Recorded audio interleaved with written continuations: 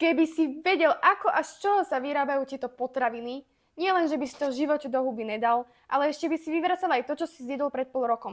Párky. Mŕtve potraviny, ktoré sú plné nahrážok a výplní, chemicky upravované a parfumované tak, aby sa aspoň z časti podobali chuťou a vôňou na to, za čo sa vydávajú. Aby sa toho predalo čo najviac, do potravín sa pridávajú návykové látky, ako sú rafinovaný cukor, glutamán sodný, biela múka či droždie. A to zmení tráviace pochody v tvojom tele tak, že vznikne návykovosť. Takže ty priamo fyzicky túžiš po každom ďalšom a ďalšom súste, až kým sa nenacpeš až do prasknutia. V dôsledku tohoto prichádza ďalší aspekt. Trpíš podvýživou.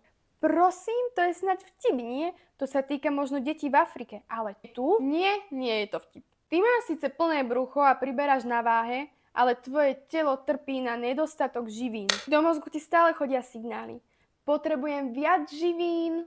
A tak sa stále napcháva, stále viac a viac, avšak stále máš nedostatok živín.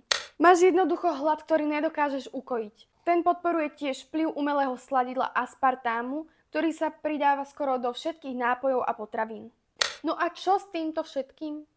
Predtým, než ti párky hodíš do košíka, otoč ich, prečítaj si tú etiketu a keď polovici textu nerozumieš, nechaj ich tam pekne v regáli.